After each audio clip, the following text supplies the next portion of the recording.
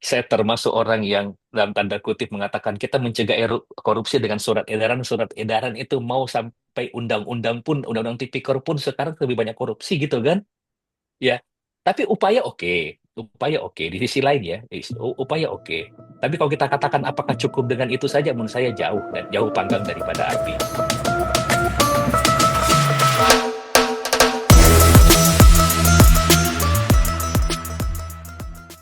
Dari perkembangan pengadaan, Pak, yang sekarang eh, kita sama-sama rasakan gitu, Pak. Dari sejak dulu Kepres 80 mungkin sampai sekarang. Bagaimana pendapat Bapak terkait perkembangan itu? Apakah ini sebuah kemajuan, itu ada kemajuan dalam pengaturan biasa kita, tentunya ada dari vaksin. Tapi adakah hal-hal lain yang sebenarnya masih mengganjal gitu, banyak pengadaan sistem pengadaan yang seharusnya bisa. Bagaimana ya? Ah, kalau bicara kemajuan, ini kan pengadaan ini kan bagian daripada ilmu sosial juga ya, Pak Sastri ya. Di mana ada perkembangan teknologi, maka pengadaan juga mengikuti. Tadi kita lihat dulu pengadaan itu pakai kotak-kotakan, pakai amplop-amplopan, sekarang sudah pakai elektronik. Tapi di sisi lain, ini dalam yang masih mengganjal terus terang di dalam pikiran saya adalah pengadaan ini kan tools. Ini alat sebenarnya. Alat untuk apa? Untuk memenuhi kebutuhan. Saya garis bawahi, memenuhi kebutuhan, bukan memenuhi keinginan, gitu. Nah, saya banyak melihat di luar sana sejak masih zaman Kepres 80 2003 sampai kepada 1 2 bulan terakhir ini, pengadaan itu masih dianggap sebagai suatu cara untuk menghabiskan anggaran saja. Saya pernah melakukan survei membantu rekan-rekan di di satu instansi lah seperti gitu ya, yang melihat suatu anggaran dengan nilai lumayan besar, kemudian anggaran tersebut ditujukan untuk membuat sebuah drainase, drainasenya sih terpasang, tapi ujung-ujungnya tidak nyambung gitu loh. Jadi dalam tanda kutip hanya sekedar yang penting kegiatannya ada. Ini yang membuat terus terang lumayan miris seperti itu. Ya, Ya. artinya Jadi betul kalau nggak kita sih? bicara tentang masalah, ya silakan, silakan, silakan. Ya, artinya meskipun regulasi sudah disebutkan seperti itu, sistem yang sudah disediakan, masalah eh, identifikasi kebutuhan ini masih belum tuntas itu baik dari sejak dulu atau bagaimana? Kalau bicara masalah regulasi, regulasi kita ini menurut saya sudah lumayan bagus sih ya, Pak Sasto ya. Bahkan kalau kita lihat salah satu daripada eh, tujuan, latar belakangan dan pengadaan itu kan adalah memperbaiki perencanaan pengadaan ya, Iya, seperti iya, itu. Tapi kalau kita melihat sendiri, sistem pengadaan kita ini masih parsial, masih masih terpisah. Terpisah ini apa? Tidak digambarkan kepada sesuatu program jangka panjang, tapi didasarkan kepada kepentingan-kepentingan saja. Dan inilah yang sebenarnya sayang banget gitu loh. Karena biaya yang kita gunakan untuk menghasilkan atau memperoleh barang atau jasa itu, jadinya setelah program tersebut selesai, ya sudah mangkrak begitu saja. Itu sih sebenarnya. Jadi memang regulasi oke, tapi perwujudan di lapangan, terus yang kedua lagi dari sisi perencanaannya yang cuman sekedar di atas kertas, kemudian yang ketiga yang nanti akan kita mungkin diskusikan lebih dalam lagi adalah masih adanya mental-mental yang beranggapan ini adalah dalam tanda kutip peluang untuk memperoleh penghasilan gitu. Seperti itu Pak Sastio. ya, ya cukup apa ya miris ya Pak ya.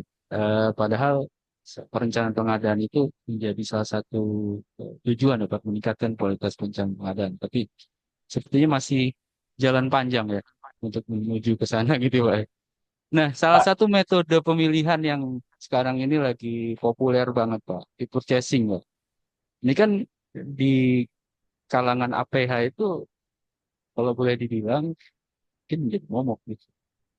Bahkan ada salah satu daerah ya, belum lama ini sempat gubernurnya ya, atau saya perkembangannya lebih lanjut, sempat terbawa gitu. Jadi terduga kasus korupsi di Bekasi. Nah, ini pandangan Bapak, Bapak bagaimana tentang investigasi ini? Saya sangat menunggu implementasi katalog versi 6. Nah ya, Oke. untuk dalam saat ini dipaparkan sekarang, saat rekaman itu kita buat bagi yang nonton rekaman nanti mungkin bertahun-tahun kemudian, saya sangat menunggu implementasi katalog versi 6. Dengan segala kekurangannya, tapi ini sudah selangkah lebih maju. Mengapa? Karena katalog versi sebelumnya, yang tadi katakan adalah momok, mohon maaf sih, katalog itu adalah penunjukan langsung yang dilegalkan gitu loh. Oke. Oke. Dalam tanda kutip Pak, ya. So, dalam tanda kutip gitu loh. Dan tanda kutip. Soalnya ada ya, lagi banyak di antara kita yang sakit. Kaitannya apa? Di depan mata saya lihat langsung soalnya. Ini nih, ada kartu ini. Ya sudah, di mana etalasenya itu dibuat bukan berdasarkan identifikasi. Bukan etalasenya dulu itu ya, baru ada kebutuhannya loh. Ya, bukan dulu masukkan produknya, kemudian transaksi, kemudian di belakang layar gitu loh. Ya kita ongkos klik seperti itu. Iya. Ya, saya ingat banget waktu di katalog pertama muncul itu kan proses penayangan produknya berbeda Pak dengan yang terakhir itu katalog versi 5. Dengan yang terakhir yang diatur di PRK 122 tahun 2020. Halo Pak Halid, masih tersambung Pak? Saya ganti koneksi sekarang nih. Tadi Oh pakai ya, koneksi hotel, sekarang pakai koneksi handphone nih. wah, Semoga ini tidak kayaknya lebih putus-putus lagi. lebih mantap ini. Ya, Ya, saya ulang ya Pak, kita pertanyaan lanjutin lagi. terakhir ya Pak. Yang masalah Ya, katalog tadi kan, iya betul Pak. Terkait ini Pak, tadi saya sempat tanyakan sebelum e-katalog versi 5 yang terakhir ya, kan sempat juga eh, katalog itu metode penayangan produknya itu masih malah ada sistem kurasi mungkin ya, LKPP gitu ya. Nah, apakah itu eh, akan diterapkan kembali di versi 6? kalau pertanyaan itu harusnya tanyakan kepada teman-teman LKPP sih, Oh dan iya, itu udah oke. masuk ke Oke. kebijakan. Enggak, menurut Tapi kalau menurut pengamatan ditanyakan, Bapak. apakah lebih bagus atau tidak? Iya. Menurut saya adalah jauh lebih bagus kalau tidak dilepas seperti yang versi 5 terakhir. Cuman harus lebih cepat dibandingkan versi yang sebelumnya. Karena Oke. yang 9 tahap yang dulu itu kan lambat banget. Ada yang sampai berbulan-bulan baru bisa tayang. Dan mohon maaf, ini kan bisa menjadi peluang dalam tanda kutip permasalahan baru. Kan seperti itu. Iya, iya. Tapi kan di lapangan ini terlanjur banyak yang menggunakan, Pak. Jadi gimana, Pak? Satu hal yang saya sukai dari katalog sebenarnya. Satu hal.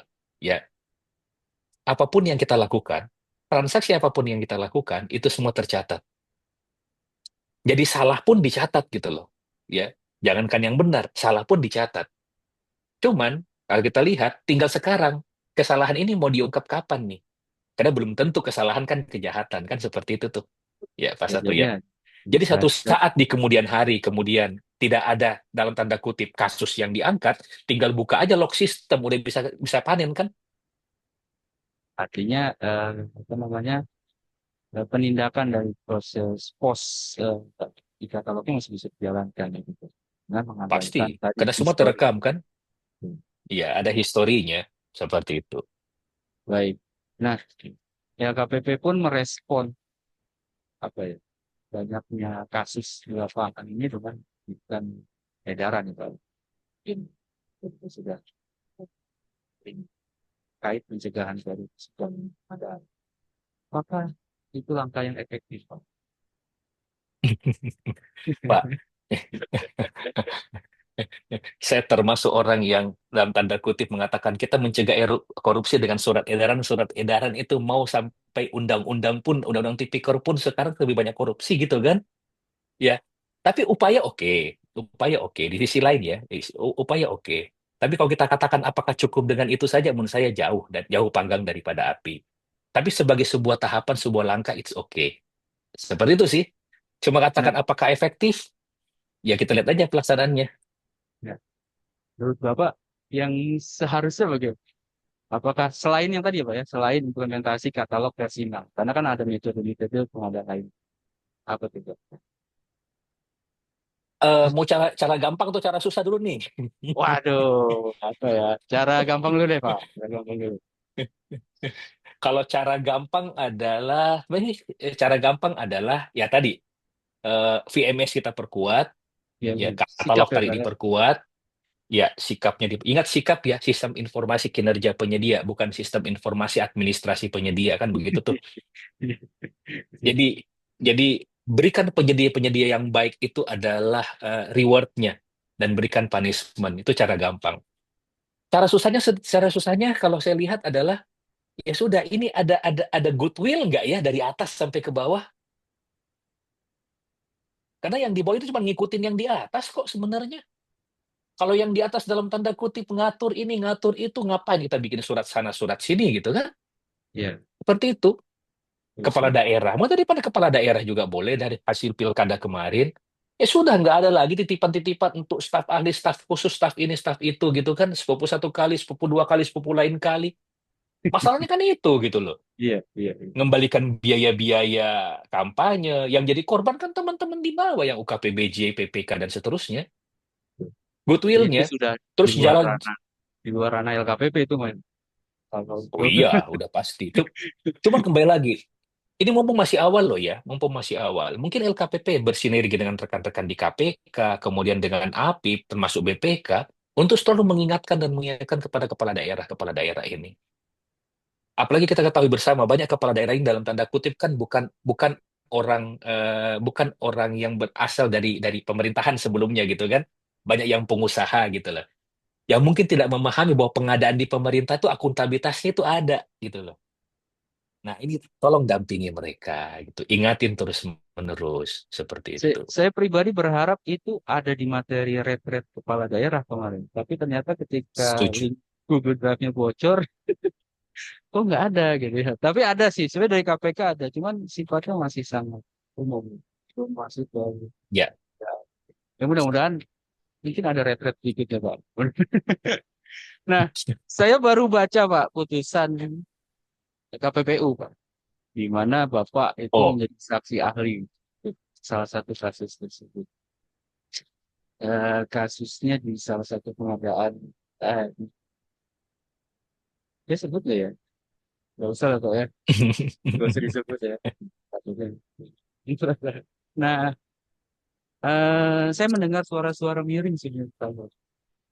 Di saya dapat dari beberapa orang, wah ini gara-gara bakal itu bisa selagi, gitu kan. Ini malah teman-teman pop news apa ASN itu malah berada di posisi yang nah, tanggapan Bapak bagaimana dengan suara-suara miring tersebut, oh, Pak? saya justru baru dengar nih sekarang kata-kata suara miringnya itu justru karena saya menjadi saksi ahli justru malah merugikan Pokja gitu ya. Baru dengar nih Eh, sayang sekarang. saya dengar begitu, yang saya dengar. Kayak Itu begini, eh, saya bicara konsep dulu, Bapak ya, dan Ibu yang ada di ruangan Zoom ini. Bahwa sepanjang pemahaman saya, yang namanya pemberi keterangan ahli itu adalah menyampaikan sesuai dengan keahliannya. Itu dulu nih. objektif Yang ya, Pak. kedua, ya, sebelum kita maju memberikan keterangan, kita kan disumpah sesuai dengan agama masing-masing. Akan menyampaikan segala sesuatu ya yang sebenar-benarnya, tidak lain dan tidak bukan dari yang sebenarnya. Itu konsepnya. Makanya kalau dari sisi saya pribadi,